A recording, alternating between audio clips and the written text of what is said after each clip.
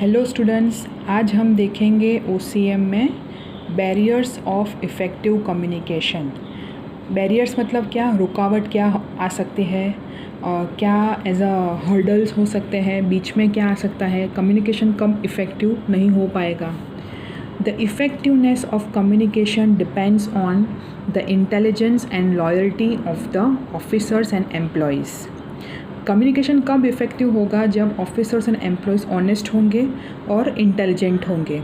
Communication is a human activity, so human limitations such as love and affection, mistakes, estimations, misunderstanding, distrust, fear etcetera come as barriers to it.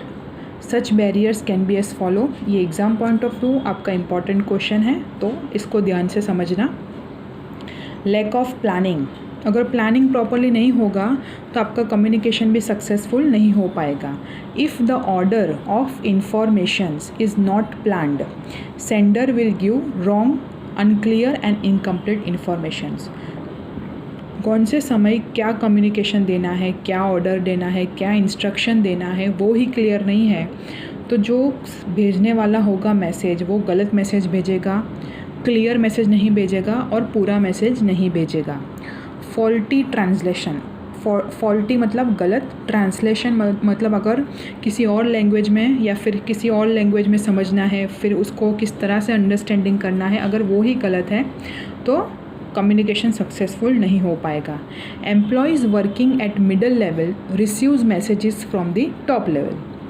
Such messages may not be in mother tongue, आपको जो language में समझ में आए, suppose आपको English पता नहीं चलता और मिडल लेवल बॉटम लेवल को इंग्लिश नहीं आता और उनको वो लैंग्वेज में ही बोला जाए तो वो समझ नहीं पाएंगे कि टॉप लेवल हमको क्या बताना चाहते हैं।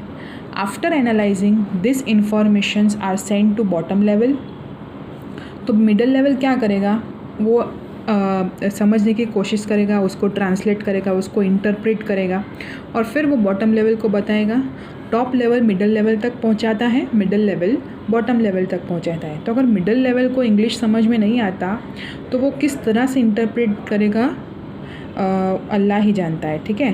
तो मिडल लेवल बॉटम लेवल तक क्या इन्फॉर्मेशन देगा, उसमें मिस्टेक्स के चांसेस बहुत हो जाते हैं ट्रांसलेशन में, तो इस तरह से कम्युनिकेशन सक्सेसफुल नहीं होता।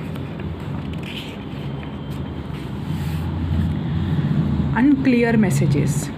Many times in use of various mediums of communication, important matters are presented in an unclear manner. Words and sentences are arranged in improper manner. There is no coordination in messages.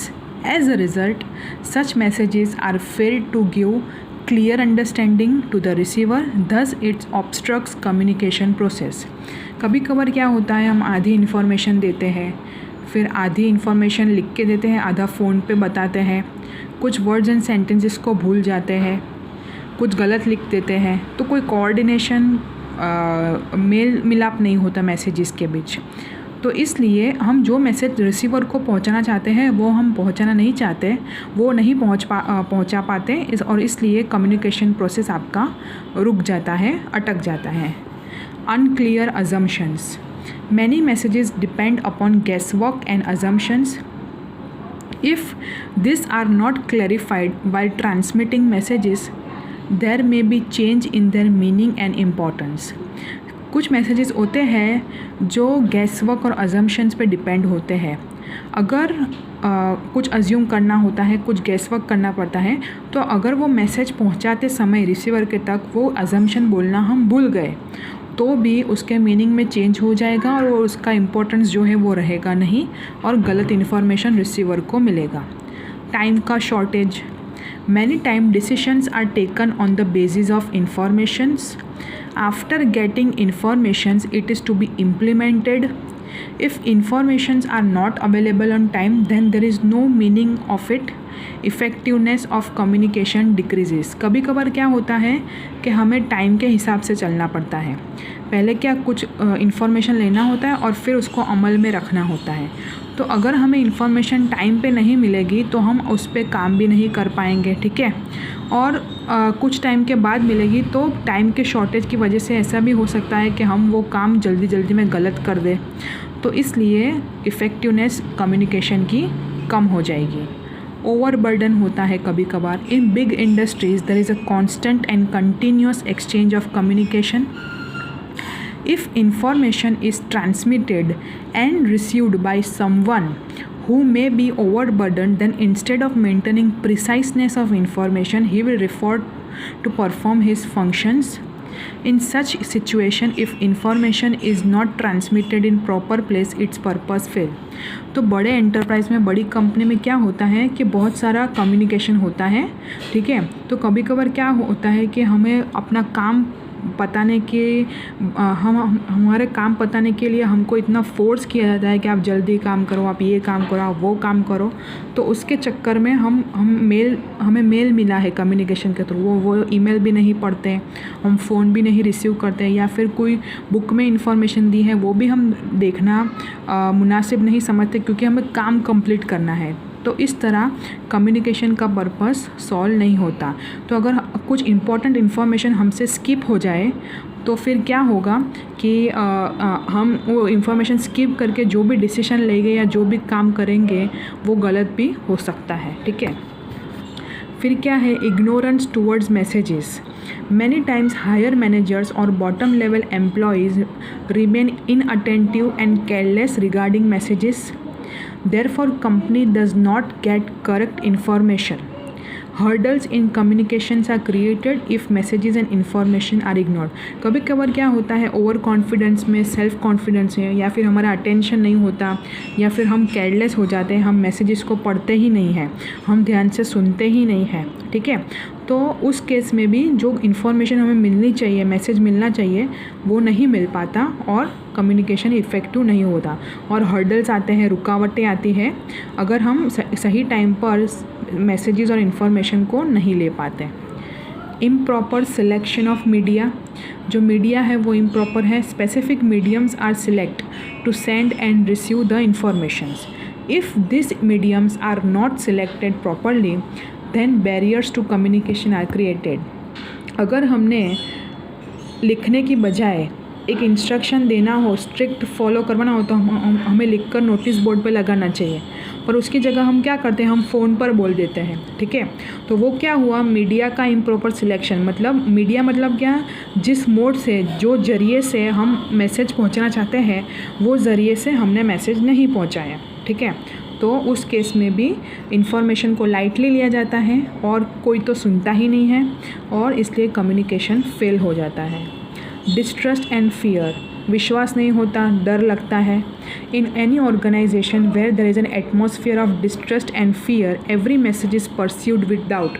ये सही होगा या नहीं, किसने बोला, ये information माननी चाहिए या नहीं. Information is change due to the fear that correct information will lead to punishment और फाइन. तो हम क्या करते हैं, वो इन्फॉर्मेशन छुपाने की कोशिश करते हैं कि हम किसी को बोल ना दें, पता नहीं ये इन्फॉर्मेशन किस हद तक सही है. Past experience must have shown that it has resulted in adverse consequences and punishment. अगर हम सही बोल देंगे कुछ भी तो हमें ऐसा डर होता है कि कहीं हमको गलत ना समझा जाए, हमको कोई पनिशमेंट या पेनल्टी ना दी जाए. देयरफॉर करेक्ट इन्फॉर्मेशन को कंसील्ड यानी छुपाया जाता है, ठीक है. जो सही इन्फॉर्मेशन होती है उसको छुपाया जाता है, ठीक है. तो हम किस तरह से ये बैरियर्स को अवॉइड कर सकते हैं, उसको सुधार सकते हैं, किस तरह से ये बैरियर्स को रिमूव कर पाएंगे, तो उसके लिए कुछ पॉइंट्स हैं. ये भी आपके exam point of view important है. Communication system should be arranged as per the organisational structure and it should not obstruct the information. Communication system ही आपकी ऐसी होनी चाहिए, तगड़ी, strict, to the point organisation के स्ट्रक्चर से कि किस तरह से एक आदमी से दूसरे आदमी तक इन्फॉर्मेशन पहुँचेगी. Information given by the sender should be precise, clear होनी चाहिए, छोटी होनी चाहिए, शॉर्ट एंड सिंपल होनी चाहिए, उस लैंग्वेज में होनी चाहिए ताकि रिसीवर को समझ में आए, सो that the receiver can understand properly. Various mediums of communication have different effects. Therefore, an appropriate medium of communication should be selected. कौन सी इन्फॉर्मेशन किस तरह देनी है, कौन से मीडियम से देनी है, लिख कर देनी है, फ़ोन पे बतानी है, ईमेल भेजना है, क्या करना है, वो सिलेक्ट करना बहुत ज़रूरी है. कम्युनिकेशन टू वे प्रोसेस है. It should be arrange in the manner as information must flow in both the directions easily. Communication two way process है, दोनों को ध्यान में रखकर हमें इस तरह से इन्फॉर्मेशन को अरेंज करनी चाहिए ताकि सेंडर से रिसीवर तक इन्फॉर्मेशन पहुंच पाए, रिसीवर अपना मैसेज सेंडर तक पहुंचा पाए और दोनों को समझ में आना चाहिए. Feeling of mutual trust and cooperation is must between two parties. Mutual trust, cooperation करना ज़रूरी है और विश्वास करना ज़रूरी है. Communication channel should be shorter as much as possible so that the flow of information will not stop and there will be no delay in communication. Channel जो है वो छोटी होनी चाहिए, बहुत ज़्यादा लोग इन्वॉल्व नहीं होने चाहिए. ठीक है, इस तरह से आप डिज़ाइन करो कि सबको इन्फॉर्मेशन पहुँचे और ठीक तरह से पहुँचे. फ्लो नहीं रुकना चाहिए और कम्युनिकेशन में डिले भी नहीं होना चाहिए. कम्युनिकेशन सिस्टम फास्ट होनी चाहिए, गोल ओरिएंटेड होनी चाहिए. Broadcasting of unnecessary information increases the burden of communication. Unnecessary information नहीं देनी है. जो इन्फॉर्मेशन ज़रूरी है, जो इन्फॉर्मेशन सेंड करना ज़रूरी है रिसीवर को, वही इन्फॉर्मेशन भेजनी चाहिए. So that broadcasting of information should be proper. तो ब्रॉडकास्टिंग का मतलब क्या कि हम जो समझाना चाहते हैं, हम जो दिखाना चाहते हैं रिसीवर को, हम जो मैसेज पहुंचाना चाहते हैं वो अच्छी तरह पहुंचा पाए. Time to time evaluation of communication should be done so as per changing situations changes can be made. अगर कम्युनिकेशन में कोई डिफ़ॉल्ट आ रहा है, कुछ समझ में नहीं आ रहा है, कहीं इन्फॉर्मेशन रुक जा रही है, तो हमें उसमें चेंजेस लाने चाहिए सिचुएशन के हिसाब से. हम ऑर्गेनाइजेशन को एक्सपांड कर रहे हैं फॉर एग्जांपल, तो कम्युनिकेशन सिस्टम भी हमें चेंज करनी पड़ेगी. During the entire process of communication sender should not have any personal interest in it. For example, message sender hides few messages or purposefully gives incomplete information or present it eccentrically. कुछ अलग तरह से present करता है. एक्सेंट्रिकली means जो actually बोलना था वो नहीं बोलता, कुछ अलग बोलता है, या फिर कुछ मैसेजेस को छुपाता है, या फिर इनकम्प्लीट मैसेज होता है. तो उसका पर्सनल इंटरेस्ट नहीं होना चाहिए. वो ऑनेस्ट होने चाहिए, सारे एम्प्लॉयज़ लॉयल होने चाहिए, और जिस तरह से इन्फॉर्मेशन को पास ऑन करना है उस तरह हर एक एम्प्लॉयज़ को इन्फॉर्मेशन पास ऑन करना पड़ेगा. तो यहाँ पे होता है हमारा चैप्टर नंबर 6 कंप्लीट. ठीक है, आप ये दो टॉपिक्स हैं वो आपके exam point of view important है, तो आप एक बार गो थ्रू कर लो, और अगर कुछ भी समझ में नहीं आता है तो आप मुझे पूछ सकते हो. Okay, thank you so much.